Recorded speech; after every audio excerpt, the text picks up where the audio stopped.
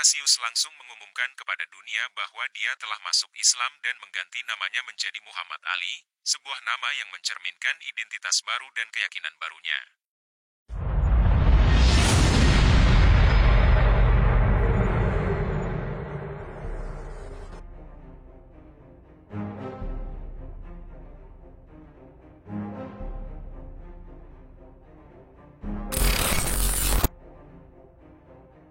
Pada suatu hari di kota Louisville, Kentucky, tahun 1942, lahirlah seorang anak yang kelak akan mengguncang dunia. Anak ini diberi nama Cassius Marcellus Clay Jr., namun, kita akan lebih mengenalnya sebagai Muhammad Ali, sang legenda tinju dunia. Dari kecil, Cassius sudah punya energi yang meledak-ledak. Dia anak yang selalu ingin tahu, penuh semangat, dan suka berlari kemana-mana, layaknya kilat. Cassius pertama kali tertarik pada tinju ketika dia berusia 12 tahun.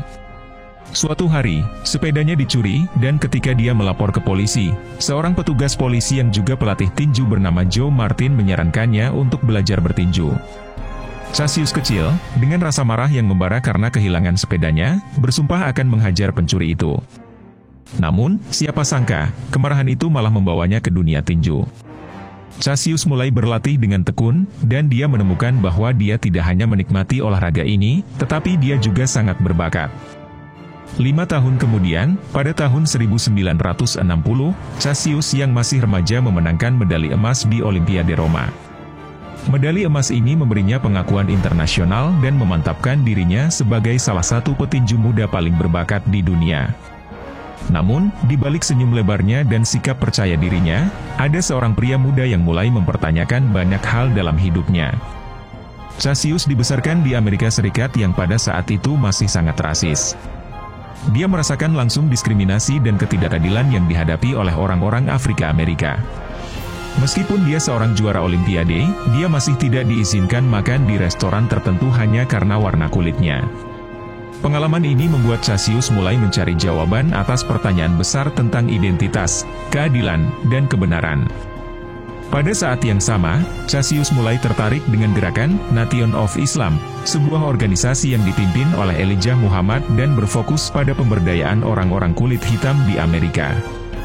Cassius bertemu dengan Malcolm X, seorang tokoh sentral dalam Nation of Islam, yang menjadi mentornya. Malcolm X adalah sosok yang sangat berpengaruh dalam hidupnya. Dia mengajarkan Cassius untuk bangga dengan dirinya sendiri, dengan warisan budayanya, dan untuk mencari kebenaran yang lebih dalam hidup. Cassius mulai merasa bahwa ajaran Nation of Islam sesuai dengan pencarian jiwanya. Dia menyadari bahwa tinju bukan hanya tentang kekuatan fisik, tetapi juga kekuatan mental dan spiritual. Ketika dia memenangkan gelar juara dunia pertamanya pada tahun 1964 dengan mengalahkan Sonny Liston, Cassius langsung mengumumkan kepada dunia bahwa dia telah masuk Islam dan mengganti namanya menjadi Muhammad Ali, sebuah nama yang mencerminkan identitas baru dan keyakinan barunya. Muhammad Ali berkata, "Cassius Clay adalah nama budak. Saya tidak memilihnya dan saya tidak menginginkannya. Saya adalah Muhammad Ali, seorang pria bebas yang percaya pada kebebasan dan kebenaran." Keputusannya ini mengejutkan dunia dan mengubah hidupnya selamanya. Ali, kini bukan hanya seorang petinju, tetapi juga seorang simbol perlawanan terhadap ketidakadilan dan perjuangan untuk keadilan sosial. Muhammad Ali, dengan keyakinan baru dalam Islam, memulai babak baru dalam hidupnya sebagai seorang pria yang berdiri untuk keyakinannya, bahkan ketika dunia menentangnya. Ali tidak hanya bertarung di ring tinju, tetapi juga bertarung melawan ketidakadilan dan berusaha untuk menjadi contoh bagi generasi mendatang. Dan itulah awal perjalanan seorang Cassius Clay menjadi Muhammad Ali, sang petinju legendaris yang menginspirasi dunia. Setelah mengubah namanya menjadi Muhammad Ali dan memeluk Islam, hidupnya berubah drastis. Dia tidak hanya menjadi seorang petinju yang kuat, tetapi juga seorang aktivis sosial yang vokal. Ali terus memenangkan pertandingan tinju dengan gaya yang unik, cepat, lincah, dan selalu penuh percaya diri. "Float like a butterfly, sting like a bee," begitu katanya, menggambarkan caranya bergerak di ring, menghindari pukulan lawan dan menyerang dengan cepat. Namun, hidup Ali bukan hanya tentang kemenangan di atas ring. Di luar ring, ia juga terlibat dalam pertempuran yang berbeda. Pada tahun 1967, Amerika Serikat sedang terlibat dalam Perang Vietnam, dan pemerintah memanggil Ali untuk bergabung dengan militer. Ali menolak. Dengan tegas, dia mengatakan, "Saya tidak punya masalah dengan Viet Cong. Tidak ada Viet Cong yang pernah memanggil saya dengan sebutan rasis." Pernyataannya ini menggambarkan ketegasan hatinya. Dia menolak perang tersebut karena dia percaya bahwa perang itu tidak adil dan bertentangan dengan prinsip-prinsip agama dan kemanusiaannya. Penolakan Ali untuk bergabung dengan militer membuatnya kehilangan banyak hal. Gelar juara dunianya dicabut, lisensi bertinjunya ditangguhkan, dan dia menghadapi ancaman hukuman penjara. Ali kehilangan masa keemasannya sebagai petinju selama 3,5 tahun. Meski begitu, dia tetap berdiri tegak, tanpa sedikit pun menyesal atas keputusan yang diambilnya. Dia menjadi simbol perlawanan dan keberanian bagi jutaan orang di seluruh dunia, terutama bagi mereka yang menentang ketidakadilan sosial dan perang. Pada tahun 1971, Ali akhirnya memenangkan kasusnya di Mahkamah Agung Amerika Serikat, yang memutuskan bahwa penolakannya untuk bergabung dengan militer didasarkan pada keyakinan agama yang sah. Dengan bebasnya Ali, dunia tinju sekali lagi bergejolak.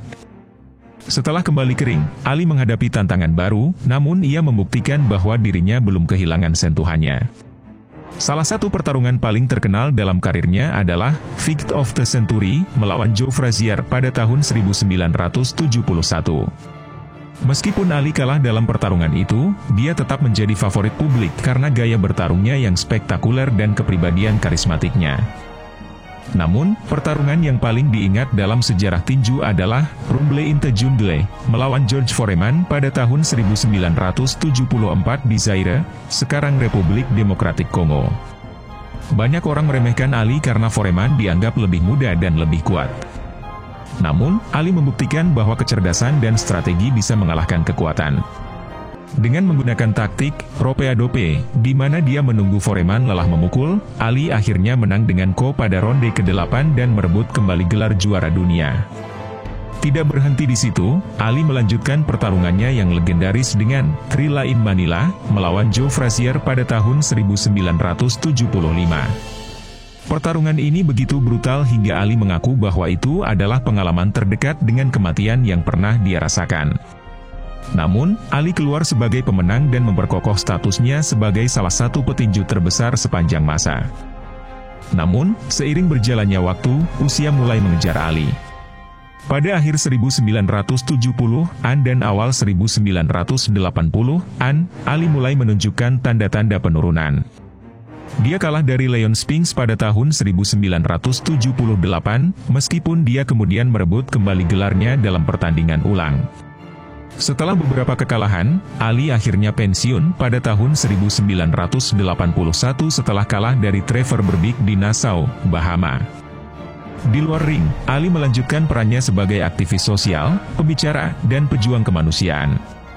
Pada tahun 1984, Ali didiagnosis dengan penyakit Parkinson, gangguan neurologis yang mulai memengaruhi kemampuan bicaranya dan gerakannya. Meskipun penyakit ini cukup melemahkannya, Ali tidak pernah kehilangan semangatnya. Dia tetap berkeliling dunia, berbicara tentang kedamaian, keadilan, dan persaudaraan antar bangsa. Hingga akhir hayatnya, Ali tetap menjadi sosok yang dicintai. Pada 3 Juni 2016, dunia berduka ketika Muhammad Ali meninggal dunia pada usia 74 tahun karena komplikasi yang terkait dengan penyakit Parkinson.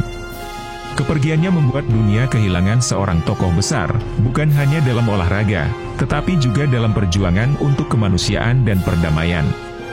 Ribuan orang, dari berbagai latar belakang, agama, dan bangsa, datang untuk memberikan penghormatan terakhir. Terima kasih sudah menonton video ini. Jangan lupa untuk like, komen, dan subscribe jika kamu menikmati konten yang kami bagikan. Aktifkan juga lonceng notifikasinya agar kamu tidak ketinggalan video terbaru dari kami. Kalau ada pertanyaan atau saran, tulis di kolom komentar di bawah. Sampai jumpa di video selanjutnya.